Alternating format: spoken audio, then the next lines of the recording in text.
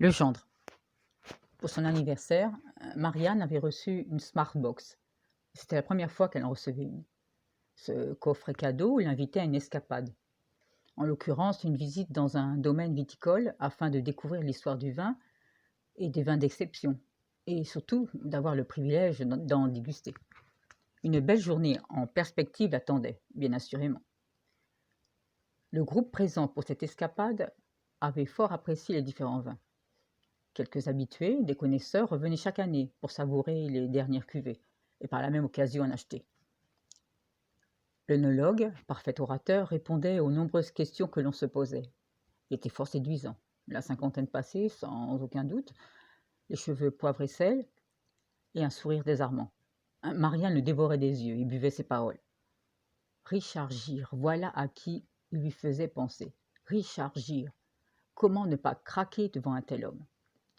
D'une voix forte, afin de dissimuler son trouble, elle lui demanda quel bois était utilisé pour la fabrication des tonneaux. L'œnologue sourit avant de s'adresser à elle. Le chêne, le châtaignier, l'acacia, le frêne, le merisier ou le sapin. Mais le chêne est principalement conseillé car il dégage des arômes vanillés qui se mélangent au vin. J'espère vous avoir éclairé, mademoiselle. Parfait, merci. Marianne fantasmait littéralement sur Richard Gere. La fin de la journée arriva beaucoup trop vite pour elle. Elle aurait voulu retenir les heures. Par ailleurs, il semblait que le charme de Marianne avait opéré sur l'œnologue. À vrai dire, Marianne était ravissante. Quand il serra la main de chaque membre du groupe, il garda celle de Marianne un peu plus longtemps qu'il n'aurait dû.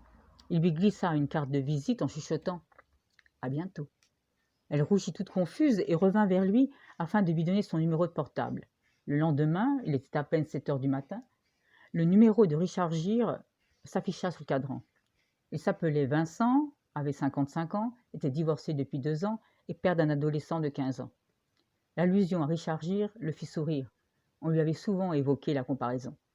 Leur relation s'accélérait. Ils se voyaient chaque jour et Vincent devint une obsession pour Marianne. Au bout de plusieurs mois, elle décida de le présenter à ses parents. Elle avait omis de leur dire l'âge de Vincent. Lorsque Marianne et Vincent franchirent le seuil de la porte, ils comprirent immédiatement que l'entrevue serait difficile. Le père de Marianne l'interrogea sur son métier, sur les différentes étapes de vinification, de conditionnement et de suivi du vin. La mère resta muette, mais fixait Vincent comme pour s'assurer de ses véritables intentions vis-à-vis de sa fille. Marianne et Vincent prirent congé assez rapidement. Le soir, Marianne téléphona à son père. « Quelle honte tu m'as faite! Quelle indécence! Tu ne vois donc pas que c'est un vieux beau, un ancêtre par rapport à toi, que bientôt il sera pétri de rhumatisme et d'arthrose, alors que toi tu voudras danser? Papa, permets-moi de te rappeler que maman avait à peine 18 ans lorsque tu l'as épousée, et tu en avais 43. Oui alors, je l'aimais ta mère, et 25 ans d'écart, ce n'est rien lorsqu'on s'aime. J'ai 20 ans, et Vincent 55, 30 ans d'écart, à 5 ans près. Mais moi, je n'avais jamais été mariée, et de plus, je n'étais pas père. Ce n'est pas un problème, je l'aime. C'est avec lui que je veux partager ma vie. Peux-tu l'entendre, cela? Dans la soirée, c'est la mère qui rappelle Marianne. Écoute, ma chérie, nous avons agi comme 2 imbéciles.